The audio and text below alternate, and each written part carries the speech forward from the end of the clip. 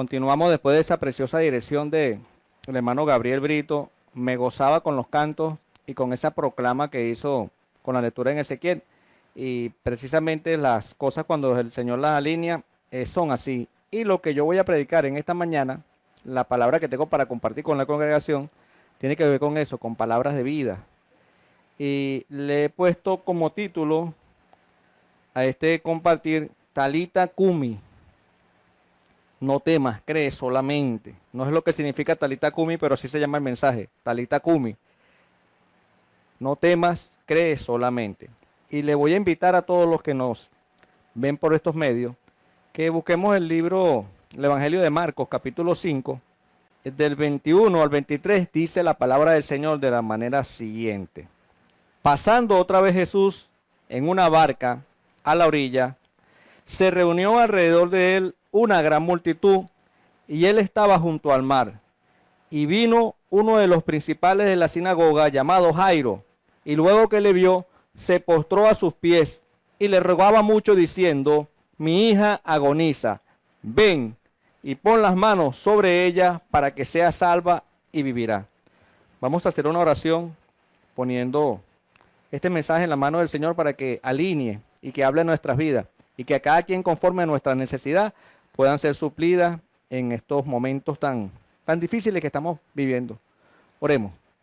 Padre, te alabamos, te bendecimos, te damos adoración, te damos honra, te damos gloria a Dios porque tú siempre llegas a tiempo en cualquier circunstancia. Te damos gracias por Jesús, nuestro Salvador, el cual vino y se entregó a sí mismo por nosotros. Te damos gracias por la ayuda y dirección de tu Espíritu Santo. Te damos gracias por la palabra de Dios, por la Biblia, donde podemos conseguir consuelo, guía y dirección para todo patrón de conducta. En este momento, Dios, te pedimos perdón por cualquier falta que hayamos cometido. Te pedimos perdón si aún nuestra fe ha menguado, Señor, o nuestra conducta no es la adecuada. Te pedimos, Señor, que nos ayude a tener un corazón contrito, humillado delante de ti, y que tú puedas hablar, Señor, a todo nuestro ser. Que tú, Señor, alinees todas las palabras que se van a compartir hoy y que lleguen, Señor, como agua al alma sedienta. En el nombre de Jesús te bendecimos y ponemos todas las cosas en tus manos.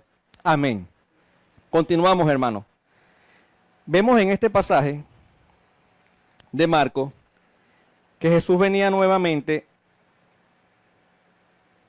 a la orilla del gran lago, y como siempre, en todo el ministerio público de Jesús, donde Jesús llegaba, Jesús trastornaba el medio, pero para bien, casi siempre para bien. Y esta ocasión no fue la excepción. Cuando Jesús llega a la orilla, una gran multitud se aglomera alrededor de él. Y dice estos versículos que acabamos de leer, que un hombre principal de la sinagoga llamado Jairo, al saber que Jesús venía, hermano, se acercó a Jesús, y no debió haber sido muy fácil. Debió haber saltado una cantidad de obstáculos, apretujones, empujones para poder llegar a la presencia de Jesús. Jairo era un principal de la sinagoga, era un hombre de autoridad, era un hombre que había sido puesto ahí, colocado por las autoridades incluso superiores, las autoridades civiles, y era un hombre de ciertos prestigios, seguramente también económicamente estaba muy solvente. Este hombre era lógico pensar que en cuanto a ese predicador ambulante, Jesús fuera tenido en poco en su medio donde él se desenvolvía. Pero en este momento de angustia, donde su hija se encontraba al borde de la muerte, y él había escuchado muchas veces que Jesús sanaba, que Jesús estaba presto, que Jesús no hacía distinción entre el rico, el pobre, entre el grande y el pequeño, sino que estaba presto para ayudarlos a todos. Él vio la posibilidad de ayuda para su situación. Entonces él se acerca a Jesús en medio de la multitud y se postra a los pies de Jesús para pedirle un favor. Señor, ven, mi hija está muy enferma. Dice una traducción, está al borde de la muerte, está agonizando. Y le pide a Jesús que lo acompañe. Jesús no se negó. Vamos a seguir leyendo el pasaje. Dice luego el 24, fue pues con él y le seguía una gran multitud y le apretaban.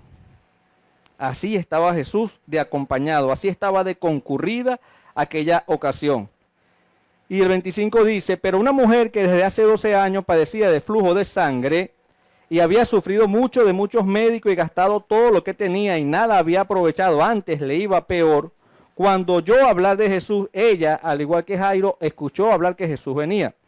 Vino por detrás entre la multitud, seguramente también empujando, haciendo fuerzas, saltando obstáculos, y tocó su manto, porque decía, si tocare tan solamente su manto, seré salva.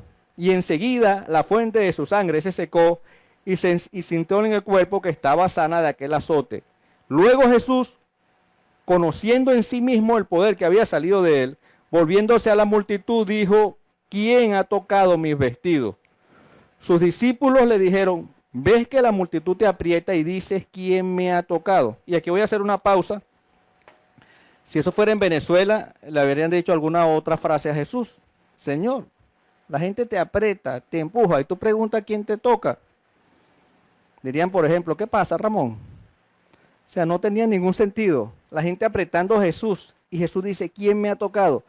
Y así muchas veces, aunque no es el tema, hay gente que se llega a Jesús, que aprieta, que está muy cerca, pero no recibe bendición. Esta mujer vino con una actitud adecuada, pero esto apenas era el preámbulo para lo que estaba por venir. Aquí hubo una operación maravillosa, pero una operación, si se quiere, peligrosa. Vamos a seguir leyendo. Dice, pero él miraba alrededor, dice el 32, para ver quién había hecho esto. Entonces la mujer, temiendo y temblando, sabiendo lo que en ella había sido hecha, vino y se postró delante de él y le dijo toda la verdad. ¿Por qué la mujer temblaba? ¿Por qué la mujer estaba temerosa de confesar lo que había ocurrido? En el libro de Levítico, capítulo 15, del 19 al 33, había instruido Dios a través de Moisés al pueblo a que si una mujer tenía flujo de sangre, era considerada impura o inmunda. Y donde ella se sentare, lo que ella tocare, quedaba inmundo. Incluso si alguien tocaba eso, tenía que hacer un ritual de lavarse y quedaba inmundo hasta la noche. Y una serie de cuestiones ahí. Y dice también este pasaje de Levítico que si el tiempo de menstruación o de flujo de sangre se excedía el tiempo normal, entonces la mujer caía en un estatus casi que como los leprosos, pues tenía que tener distanciamiento social. Y hoy en día sabemos lo que es esto en esta pandemia, ¿verdad? Todos sabemos lo que es el distanciamiento social. Tener, no tocarse, no estar muy cercano. Bueno, esto era lo que padecía esta mujer. ¿Y por cuánto tiempo? Nosotros tenemos ¿cuántos meses ya de distanciamiento social? 6 meses. Esta mujer tenía 12 años de estar excluida prácticamente de la sociedad, porque bajo la ley que había instituido Moisés para el pueblo de Israel, esta mujer no tenía contacto continuo. Incluso se acostaba con ella en la cama, quedaba inmundo también. O sea, era una cuestión fuerte lo que estaba padeciendo esta mujer. Por un lado, por el lado, digamos, moral, por el lado, digamos, de autoestima, pero por el otro lado, por el lado de la salud, era un desgaste. Todos sabemos que una persona que tiene derrame de sangre se debilita, sus defensas bajan. Era un problema por todos lados. Esta mujer, en su mente estaba a tocar el manto de Jesús para recibir sanidad y efectivamente lo hizo, pero a ella no le era lícito hacer esto. Por eso el temor, esta mujer podría incluso haber muerto apedreada, por esto el temor. Sin embargo, el Señor, que no vino a traer confusión y muerte, sino vida, como decía y leía el hermano Gabriel, Él le da la respuesta adecuada a la mujer. Y dice el 34 de Marcos 5 que estamos leyendo, y Él le dijo, hija, tu fe te ha hecho salva, ve en paz y queda sana de tu azote. Este es el preámbulo del mensaje que tengo esta mañana. Vimos al inicio que un principal de la sinagoga, un hombre de autoridad y un hombre económicamente solvente, un hombre de la alta sociedad con autoridad espiritual, vino y se postró delante de Jesús porque tenía una necesidad que lo quebró emocionalmente, que le hizo olvidar todo prejuicio. Muy probablemente los amigos más cercanos a Jairo, Jairo, ¿qué te pasa? ¿Cómo te vas a humillar? ¿Cómo te vas a juntar con la plebe, con ese predicador ambulante? Pero a Jairo no le importó nada porque Jairo tenía un problema que no podía dominar más allá de todo prejuicio. Su hija estaba agonizando. Y Jairo llega con esta terrible necesidad a los pies de Jesús, se postra, se arrodilla, Jesús se humilla delante de su pie. Maestro, ven a mi casa que mi hija está próxima a morir. Tócala y será salva y vivirá. En este preámbulo, en esta honda, profunda necesidad de Jairo, ocurre este maravilloso milagro. Una mujer que Jesús ni siquiera vio, que ni siquiera tocó, que ni siquiera le dio una palabra, tocó con fe el manto de Jesús y recibió sanidad. Luego ella lo confiesa públicamente a la multitud Y Jesús le dice, tu fe te ha salvado. ¿Ustedes no creen que Jairo en este momento se le levantó completamente el ánimo? Oye, si el maestro apenas tocando el manto hubo esta sanidad, una mujer de 12 años con este padecimiento, me imagino lo que pasará cuando el maestro llegue a mi casa y toque a mi hija y le dé la palabra. Qué cosa tan maravillosa. Yo me imagino que Jairo en este momento, mire hermano, los ojos le brillaban de emoción, se le aceleraba el pulso. Jairo estaba muy emocionado por lo que estaba próximo a ocurrir. Como usted y yo muchas veces nos emocionamos cuando vemos la obra maravillosa de Jesús obrando muy cerca de nosotros y estamos esperando una solución, una salida, un operar del Espíritu Santo. Este era el preámbulo de esto maravilloso que va a ocurrir a continuación.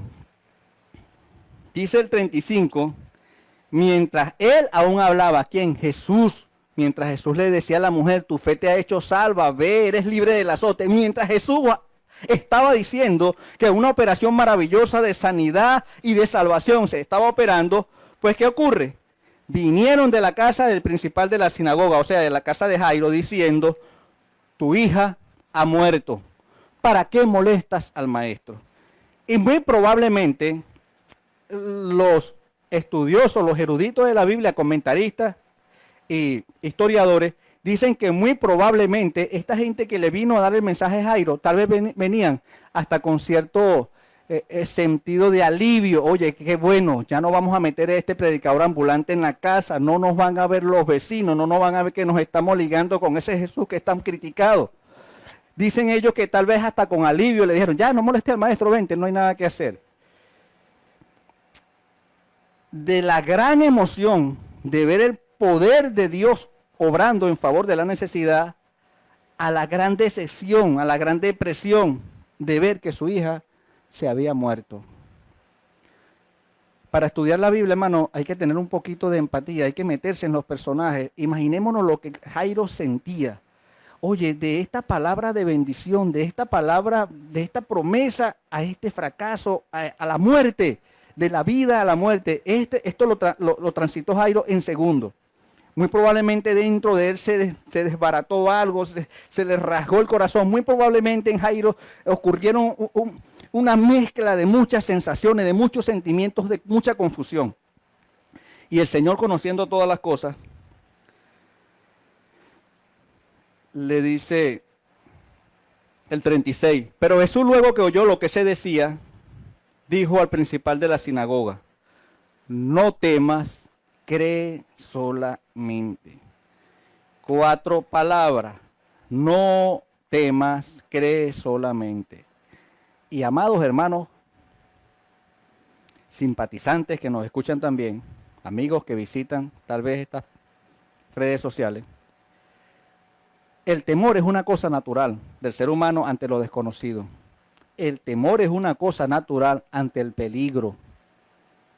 Estamos cargados instintivamente para huir del peligro, para sentir temor. Si usted ve un tigre que viene con los dientes y la boca abriendo, es normal que usted quiera correr o por lo menos esconderse. Eso es normal.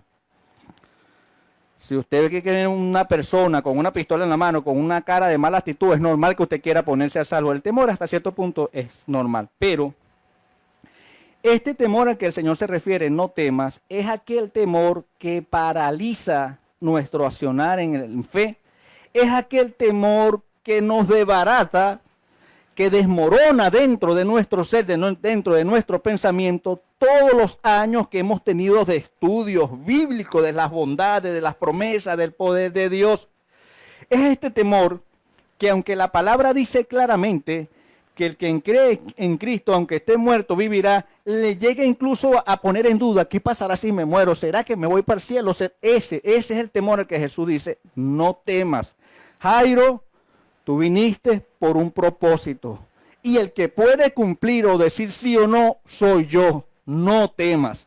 Hermanos, hermanas, si Dios le ha dado una palabra personal a usted, van a haber ocasiones donde usted dice, ahora sí viene, y se va a emocionar como Jairo, pero en segundos van a ocurrir cosas, pueden ocurrir cosas que tal vez lo lleven a dudar o a tener temor. Jesús le dice, no tema.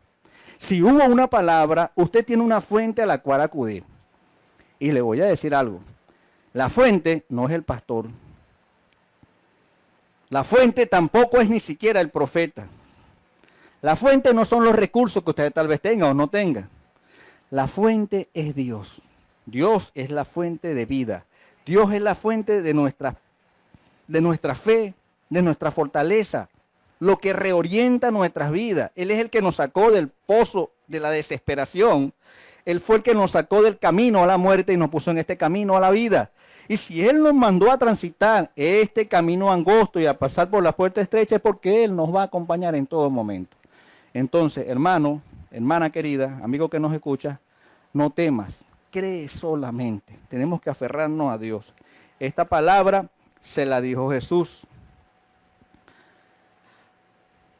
No temas, cree solamente. Y a partir de este momento, Jesús hace algo que queda para el estudio, para el debate. Jesús le dice en 37, no permitió que le siguiese nadie más. Jesús venía acompañado ¿de qué?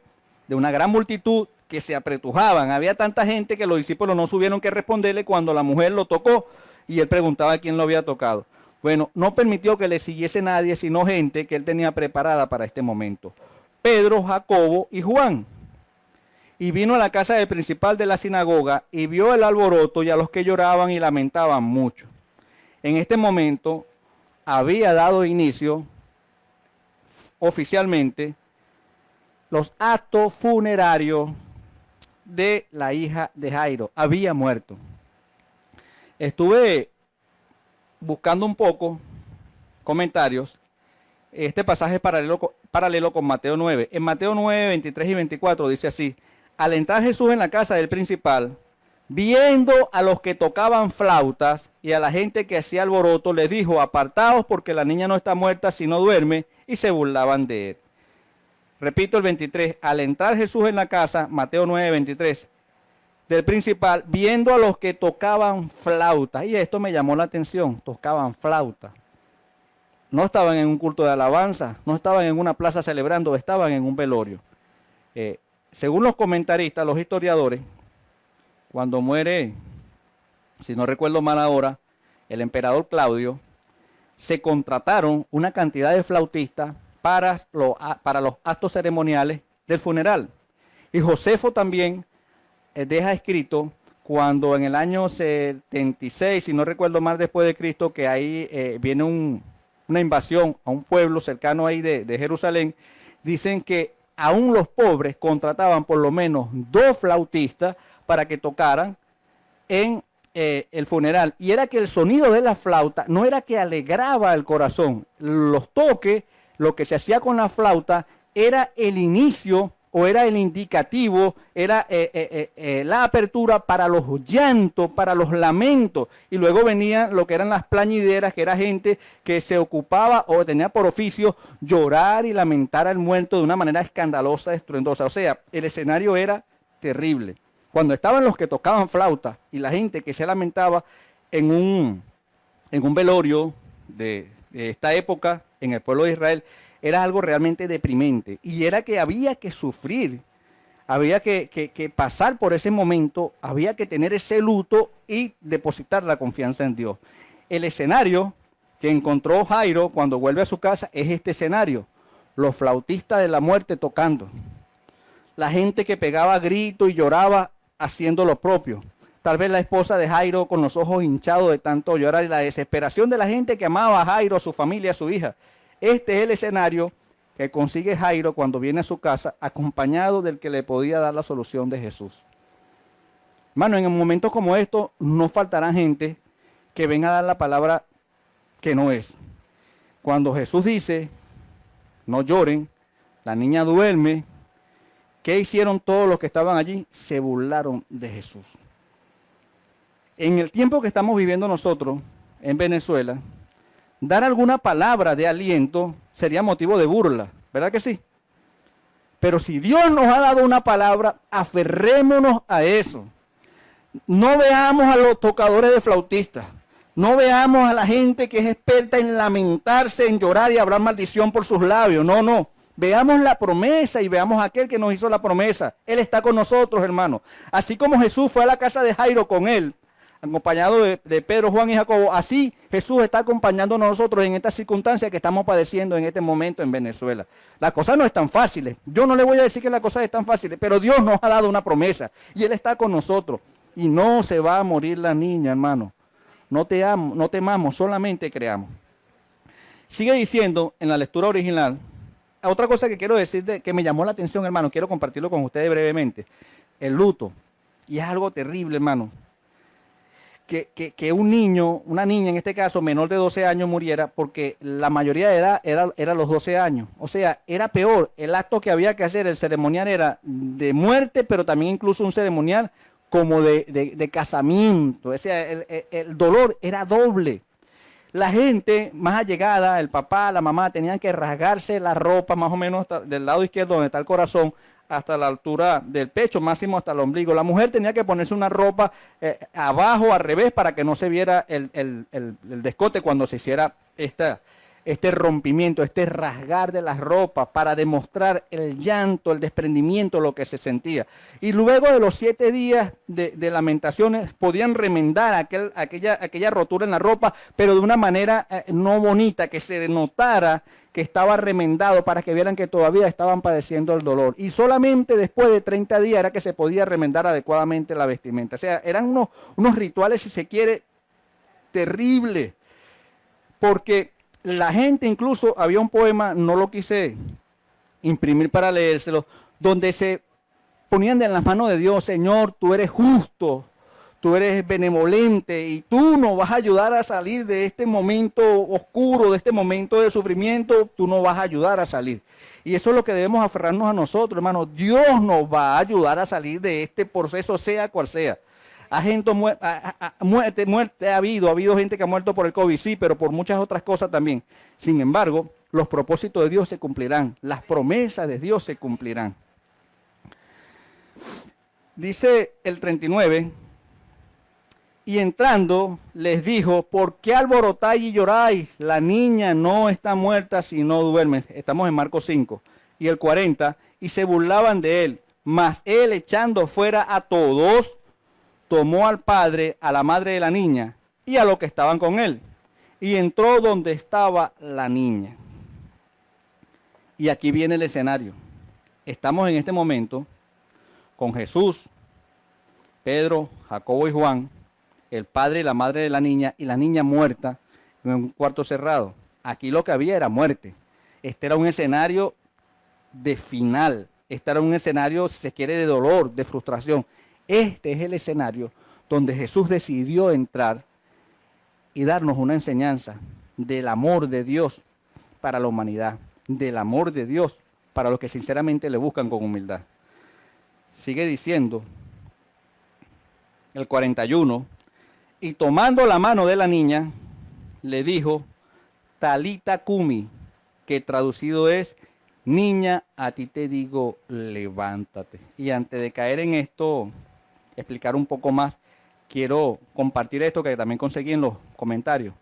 Talita Cumi no era griego, que es el idioma en el que está escrito, el Nuevo Testamento. Era arameo, era el idioma más de los judíos. ¿Y cómo es que entonces el Nuevo Testamento, que está escrito en griego, cómo es que Marco coloca que Marco no estuvo en la escena? Marco no estuvo en el momento que ocurrió este milagro maravilloso. ¿Por qué entonces queda la palabra Talita Cumi en hebreo registrada? Y Marco así lo coloca. Los comentaristas narran que muy probablemente Pedro, que fue del quien escuchó Marco este relato muchas veces, Pedro quedó tan impactado cuando estaba allí con Jesús, que ve al maestro tocando a la niña y le dice en arameo: Talita Cumi, cargado de amor, cargado de poder, que esto marcó a Pedro. Y Pedro, cada vez que mencionaba el evento y recordaba aquellas palabras, muy probablemente con toda aquella emoción, con toda aquella pasión, Pedro no podía traducirlo y decirlo en griego, lo decía Talita Cumi. Y esto quedó grabado en Pedro y quedó grabado en Marco. Y por eso estas palabras, Talita Cumi, no en griego, sino en arameo, donde Jesús con amor, pero con poder, le dice a la niña, niña, a ti te digo, levántate. Y luego, en este verso 41, niña, a ti te digo, levántate, termina. Y esto me hace recordar Eclesiastés capítulo 3, donde dice que hay tiempo de vivir y tiempo de morir.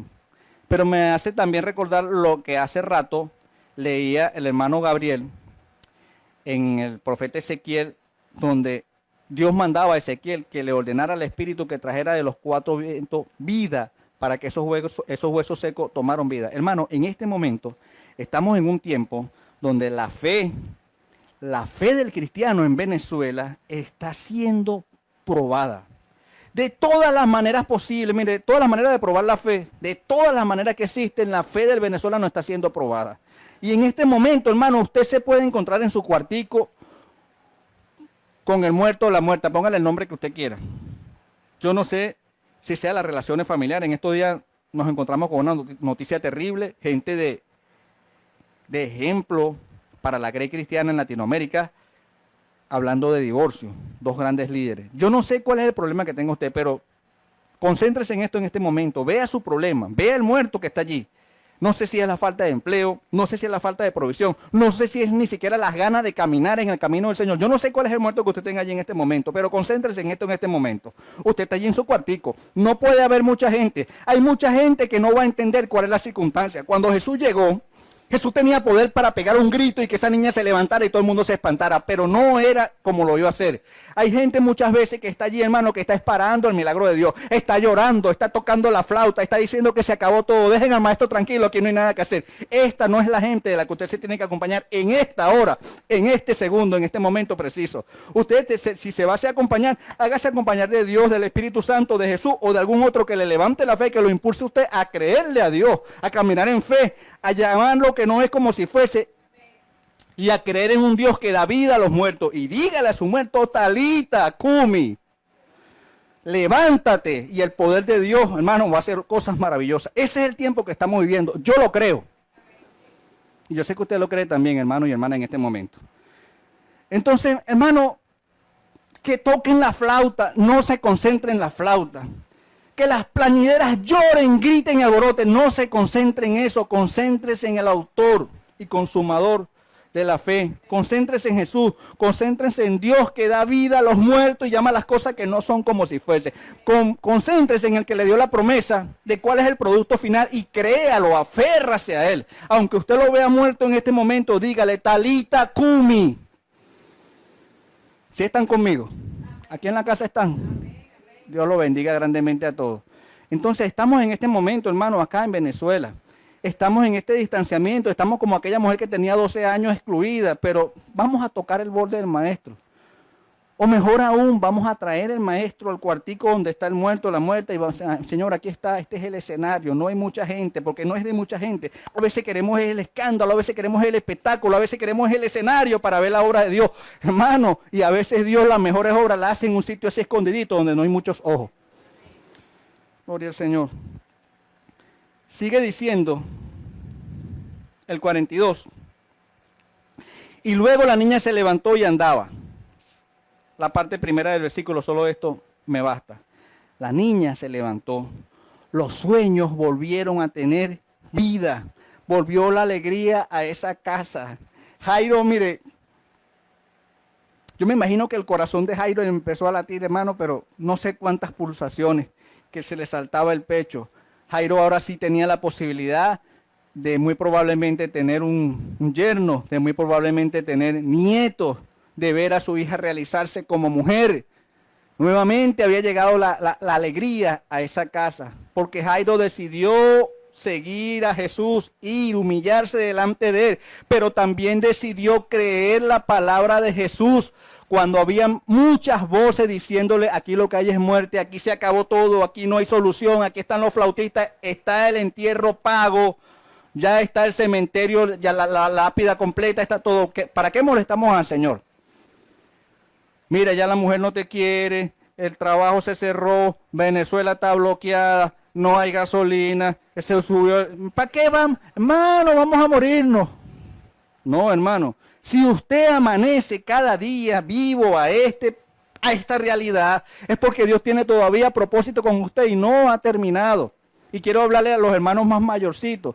Hermano, si usted está mayor y cree que ya no es... Hermano, si usted está vivo, Dios tiene un propósito con usted todavía. Dios quiere hacer algo con usted todavía. Dele gracias a Dios cada día que usted se para, que logra abrir los ojos, que le duele una rodilla. Mire, hermano, dele gracias a Dios porque siente. Pero sigamos confiando en el Señor. Dios ha dado promesas y Él va a cumplir. Hay promesas que se cumplirán en usted, otras se cumplirán en sus siguientes generaciones, pero se cumplirán.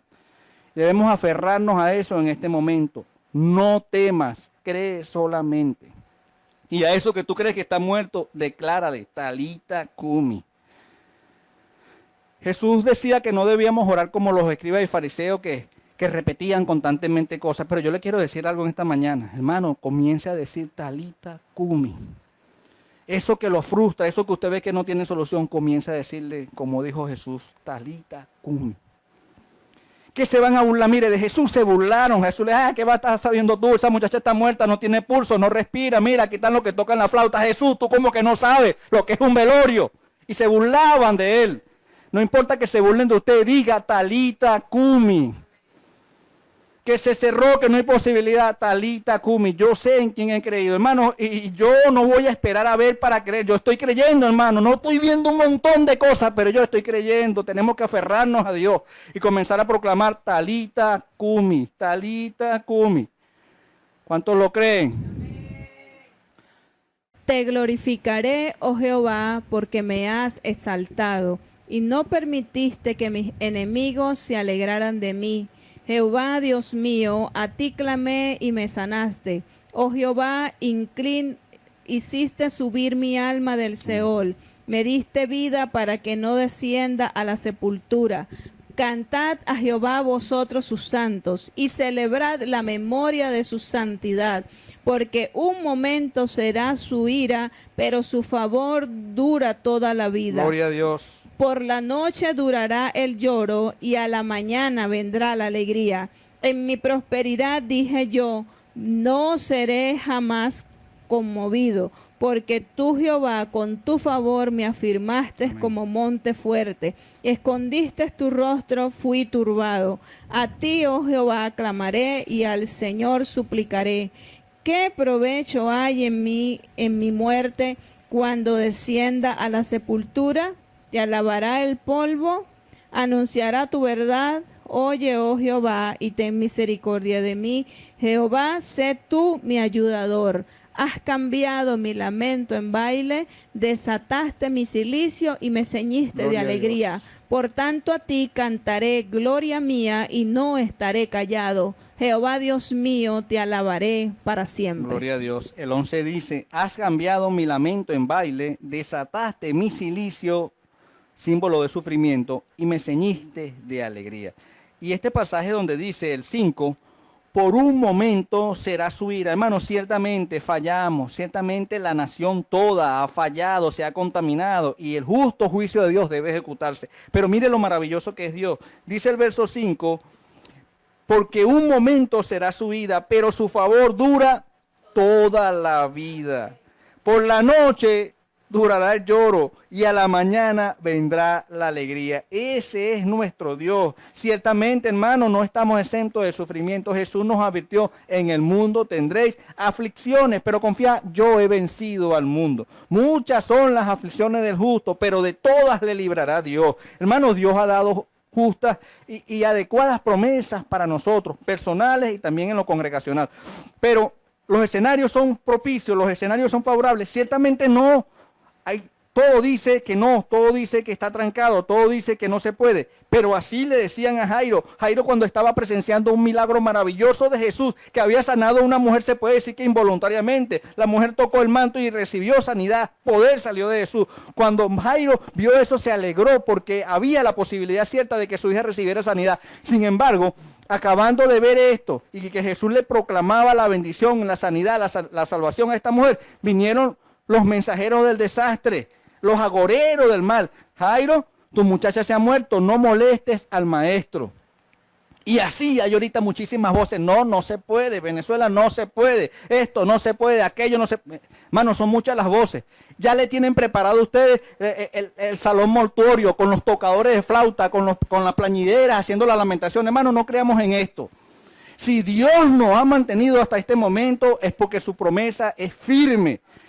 No temas, solamente cree y comienza a proclamar Talita Cumi. Talita Cumi. Vamos a hacer una oración para darle gracias a Dios por lo que ha hecho hasta este momento y para que permita que este mensaje de verdad sea decodificado en el Espíritu y sea de utilidad para este tiempo. No solamente para los hijos de Dios, sino para aquellos que tienen grandes necesidades espirituales también y están ahorita, hermanos, que ni siquiera conocen una promesa para aferrarse a ella, pero que han escuchado esta palabra.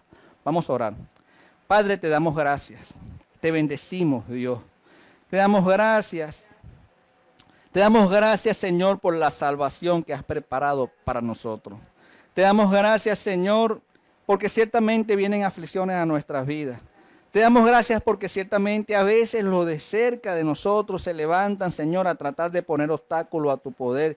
Pero tú, Señor, eres grande en misericordia. Por un tiempo, Señor, ciertamente te has airado, has levantado, Señor, el juicio, pero tu misericordia durará toda la vida. Te damos gracias, Señor, porque ciertamente en la oscuridad de la noche, de la prueba, viene el sufrimiento y el lloro, pero al amanecer de tu amor, de tu bondad, de tu rostro sobre nosotros, viene el gozo y la alegría.